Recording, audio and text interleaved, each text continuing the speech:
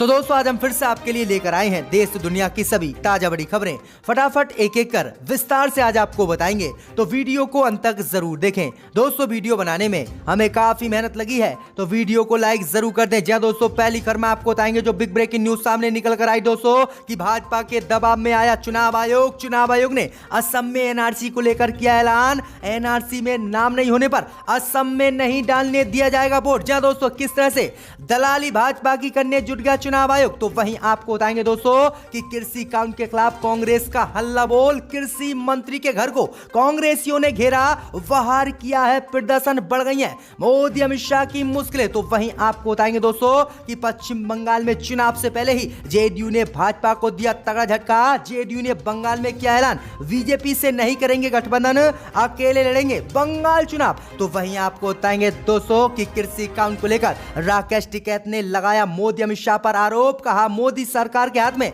कुछ नहीं, व्यापारियों के इशारे पर हो रहा है किसानों के खिलाफ काम। तो वहीं आपको बताएंगे दोस्तों कि राहुल गांधी ने चीन को लेकर प्रधानमंत्री मोदी पर बोला हमला।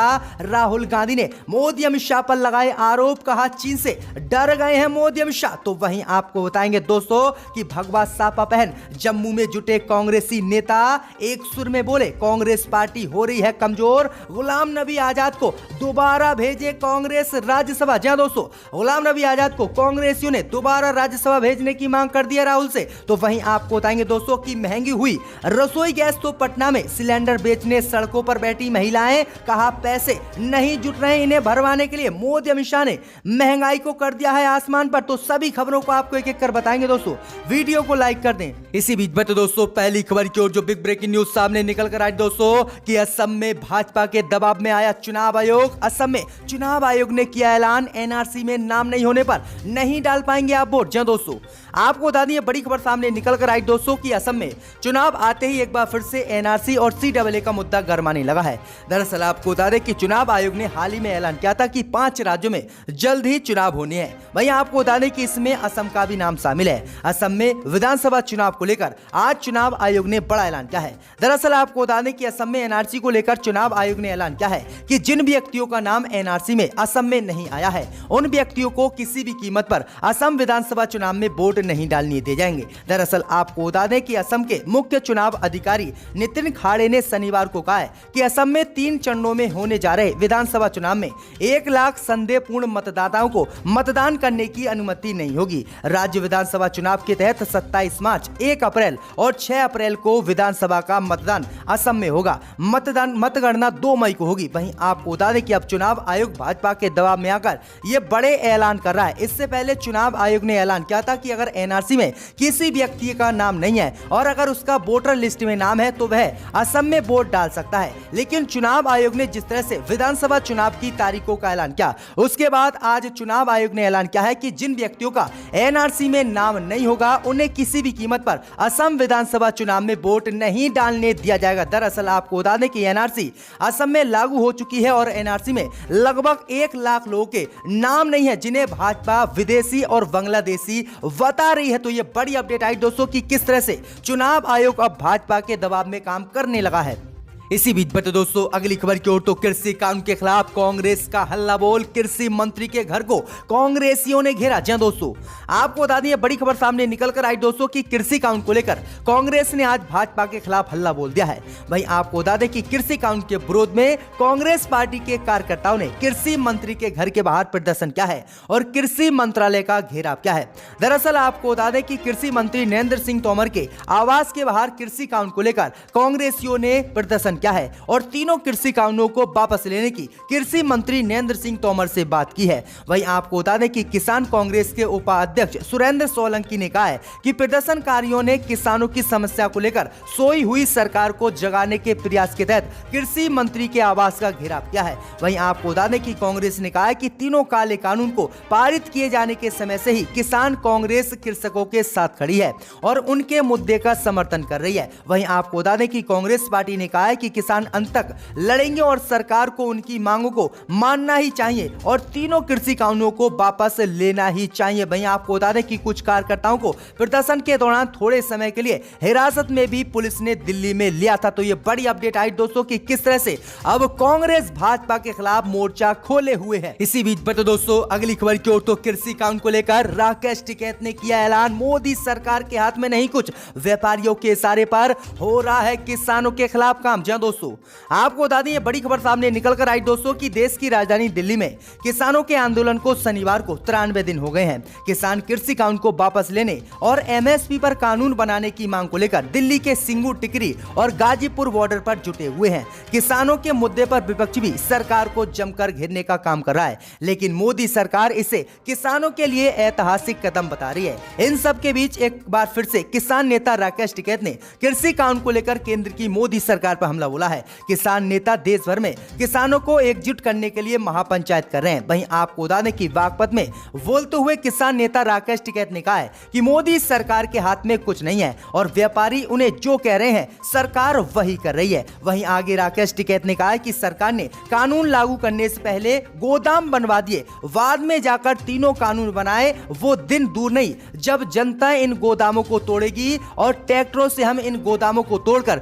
दिल्ली में घुसेंगे। तो ये बड़ी अपडेट आई दोस्तों कि राकेश टिकैत ने यह बड़ा दावा किया है, जिसके बाद भाजपा की मुश्किलें बढ़ती हुई नजर आ रही हैं। इसी बीच बता दोस्तों अगली खबर की ओर, तो पश्चिम बंगाल चुनाव से पहले जेडीयू ने भाजपा को दिया तगड़ा झटका। जेडीयू ने बंगाल में किया ऐलान, बीजेपी से नहीं करेंगे गठबंधन, अकेले लड़ेंगे बंगाल चुनाव। जहां दोस्तों आपको बता दें बड़ी खबर सामने निकल कर आई दोस्तों कि पश्चिम बंगाल विधानसभा चुनाव से पहले ही बीजेपी के सहयोगी दल जेडीयू से भाजपा को बंगाल में तगड़ा झटका लगा है। दरअसल आपको बता दें कि बिहार में जेडीयू और बीजेपी के गठबंधन की सरकार चल रही है और दोनों ही पार्टियों ने गठबंधन करके बिहार में सरकार बनाई। वहीं आपको बता दें कि बिहार की राजनीति अब बंगाल में जेडीयू भाजपा के साथ नहीं चलाने वाली है। दरअसल आपको बता दें कि शुक्रवार को पश्चिम बंगाल विधानसभा चुनाव की तारीखों के ऐलान के बाद अब जेडीयू ने बड़ा ऐलान कर दिया है।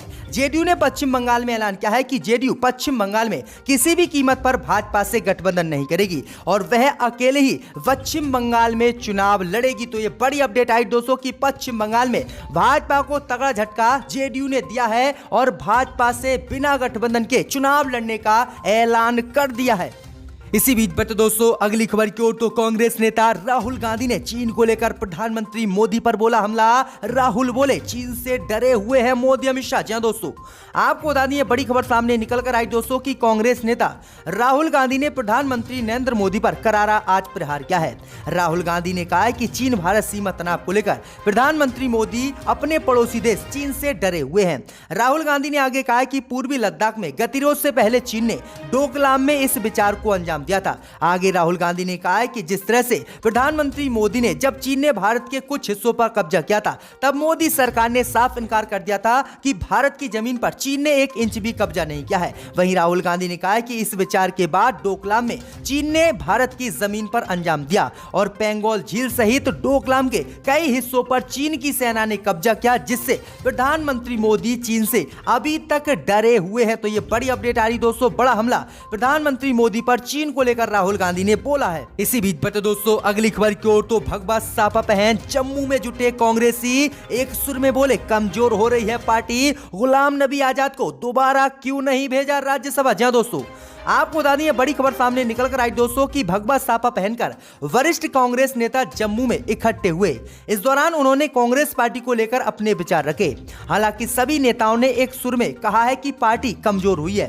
दरअसल राज्यसभा का कार्यकाल पूरा होने और संसद से विदाई के बाद कांग्रेस के वरिष्ठ नेता गुलाम नबी आजाद जम्मू कश्मीर की 3 दिवसीय यात्रा पर हैं। उनके साथ G23 के भी नेता भी मौजूद हैं। जम्मू में शांति सम्मेलन में कांग्रेस नेता कपिल सिब्बल ने कहा कि सच्चाई ये है कि कांग्रेस पार्टी हमें कमजोर होती दिखाई दे रही है और इसलिए हम यहाँ पर इकट्ठा हुए हैं। हमें इकट्ठा होकर पार्टी को मजबूत करना है। गांधी जी सच्चाई के रास्ते पर चलते थे, ये सरकार झूठ के रास्ते पर चल रही है। वहीं शीर्ष नेता कपिल सिब्बल ने कहा कि जब आप प्लेन लेन में जाते हैं तो आपको चलाने वाले के साथ साथ एक इंजीनियर की भी जरूरत होती है। इसका तकनीक के बारे में जानता हो। गुलाम नबी आजाद कांग्रेस के लिए इसी भूमिका में है। वह देश के सभी राज्यों की जमीनी हकीकत जानते हैं। इसलिए जब उनका कार्यकाल खत्म हुआ तो आखिरकार कांग्रेस पार्टी ने गुलाम नबी आजाद को राज्यसभा दोबारा क्यों नहीं भेजा। वहीं आपको बता दें कि भगवा सोफा पहन जम्मू कश्मीर में कांग्रेसी नेताओं ने एक सुर में कहा है कि पार्टी कमजोर हो रही है और गुलाम नबी आजाद को राज्यसभा कांग्रेस दोबारा भेजे। जिसके बाद अब देखते हैं कांग्रेस पार्टी की तरफ से क्या बयान सामने निकल कर आता है। इसी बीच बच्चों दोस्तों अगली खबर की ओर तो महंगी हुई रसोई गैस तो पटना में सिलेंडर बेचने सड़कों पर बैठी महिलाएं,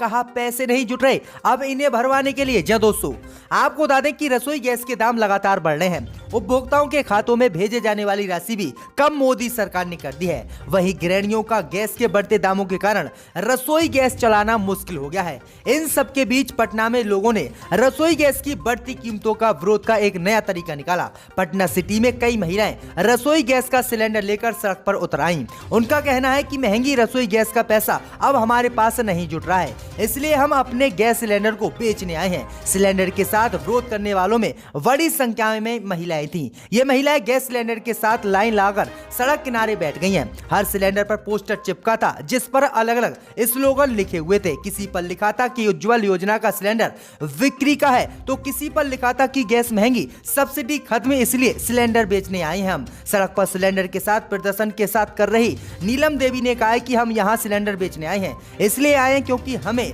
900 रुपए का गैस सिलेंडर नहीं खरीदा जा रहा है और हमारे पास पैसे भी नहीं है। उधर कोरोना महामारी ने हमारा सब कुछ छीन लिया है, इसलिए अब हम कहां से गैस सिलेंडर भरवाएं। इसकी कीमत 900 रुपए मोदी सरकार ने कर दिया। जो पहले 300 रुपए में मिलता था वो अब 900 रुपए में हो गया, इसलिए हम इन सिलेंडर को बेचना चाहते हैं। तो ये बड़ी अपडेट आई दोस्तों कि किस तरह से अब महिलाएं भी मोदी सरकार के खिलाफ मैदान में उतर आई हैं। इसी बीच बता दोस्तों अगली खबर की ओर तो अखिलेश यादव ने किया ऐलान, अगर समाजवादी की उत्तर प्रदेश में बनी सरकार तो हर महिला के खाते में देंगे 1000 रुपए। जहां दोस्तों आपको बता दें कि उत्तर प्रदेश में अगले साल होने जा रहे 2022 के विधानसभा चुनाव के मद्देनजर सारी पार्टियां अपनी अपनी चुनावी घोषणाओं का प्रचार प्रसार करने में जुटी हुई हैं।